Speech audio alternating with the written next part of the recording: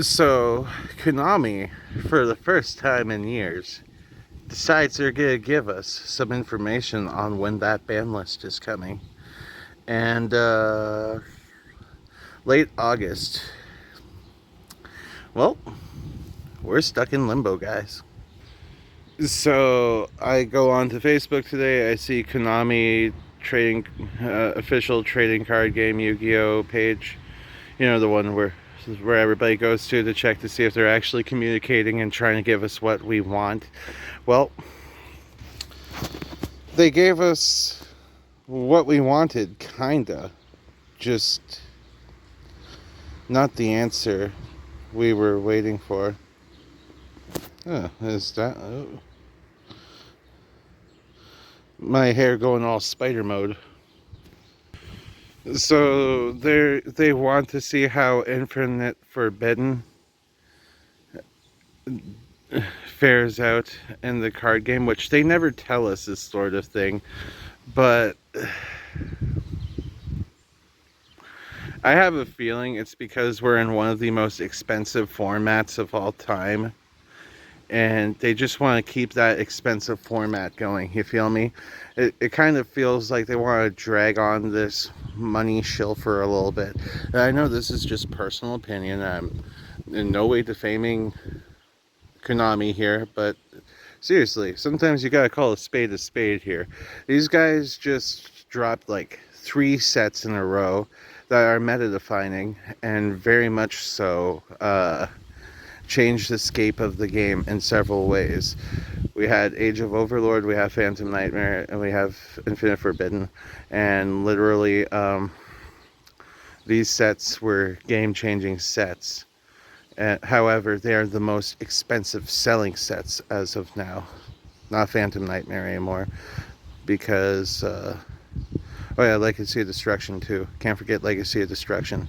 So 4 back-to-back sets. Sure, we got the ban list in April before Legacy of Destruction, but like we got some problems that just got avoided on that last ban list and just kind of got supplemented with other potential things. They distract us with the Protoss guys. They distracted us with Protoss. By the way, I'm not sure if you could tell this, but I'm currently filming in the rain and not getting misted myself because I'm under a tree, which is pretty cool, not gonna lie. I get to watch the rain and it's cooling me off because outside, you know, has been hot as heck the past couple bit.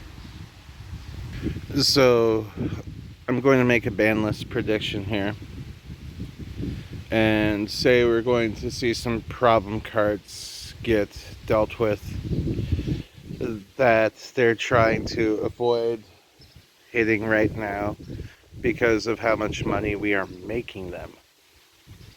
So I could definitely see Gimmick Puppet of Nightmare being hit because this new Mimigul, the stuff we just got, this new Mimigul stuff, just does the same thing Albion the Sanctifier Dragon does, just a little better. Just a little better.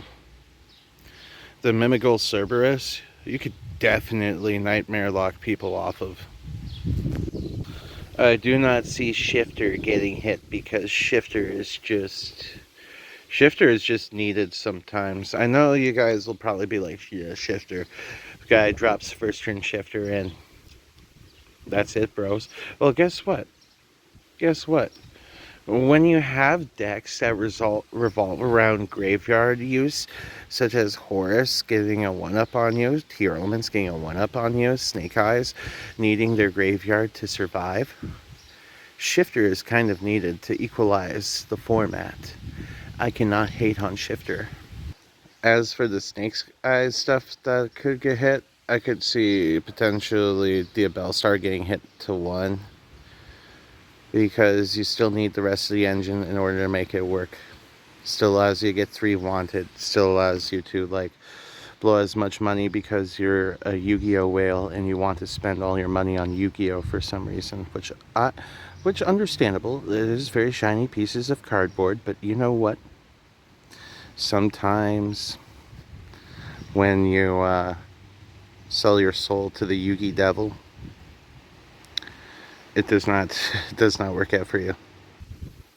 I hate to say super polymerization might get hit, but it might get hit. I'm not sure how much of a absolute threat super poly is, because there's only one deck that could search it out. I kind of see it like Shifter, where it's an equalizer, so I don't want super poly to get hit, because there's too many stuff your opponent can do right now that just says, yeah, you know what, this is going to be one-sided. There's no way you're going to be able to come back from this. Well, you know what? I remember a day of two-sided Yu-Gi-Oh! Two-sided Yu-Gi-Oh! Where the dice roll did not determine who won. We are currently in dice roll format. As for the Tenpai stuff, the one Tenpai card I could see potentially getting hit would be Pydra. And Pydra getting hit would be completely understandable. It allows you to play the rest of the deck still, but you just got one Pydra. This is reasonable, but I see no hand traps getting hit. Well, why no hand traps getting hit? Well, I'm not sure if you know this about hand traps, but a handful of hand traps could be detrimental to you. You get no card combo pieces. And what other reasons for hand traps not being hit in this list? Oh, well, once again, great equalizer. A lot of these people just want these freaking cards banned because it doesn't allow them to one-sided stomp their opponent. Oh, I would love to be able to one-sided stomp my opponent. Can you take away the one card that allows me to do that? Well, now here I am about to talk about cards that could come back. Cards that could come back, right? Imagine if these cards could come back. I want my boy Linkuriboh back, bro. They took my Linkuriboh and he did nothing wrong except for being splashable in decks. This ain't one of the cards that could come back though, because I could see they won't free my boy Linkuriboh. They won't free Linkuriboh. Not to be that guy, but I could see Horizon coming back. Now, is it a good thing? Probably not. No. But I could see Horizon coming back. Zodiac Trident. Yep. Zodiac Trident Broad Bull come back. I don't see a reason why they could still be on this list when there are cards that do the exact same thing but better, and these guys are just chilling there. I would love the return of the Zodiac format. Wow, this rain picking up, guys. Other cards I could see potentially making a comeback. Well, Lavalval Chain could definitely come back.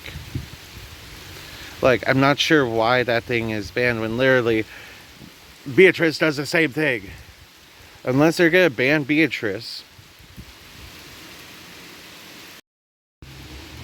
So that concludes today for Outside Yu-Gi-Oh! Talk. It is still raining quite a bit, and I have dished my thoughts on this ban list that's coming up. Thank you, Konami, for telling us that we have to expect a ban list. Sorry to everyone that has to pay for this format. Literally having to play for this format. Pay to play, guys. Pay to play in order to beat Yu-Gi-Oh! And as one who has unfortunately paid the Yugi tax to play, to do any sort of semblance of good in this game, is not a good idea. Good thing a lot of my cards supplement my cards, you know? Good thing I know how to sell cards for cards. Good thing I know how to trade cards for cards. Good thing I know how to sell cards for money. That allows me to get other cards. Love you guys. Like, comment, and subscribe.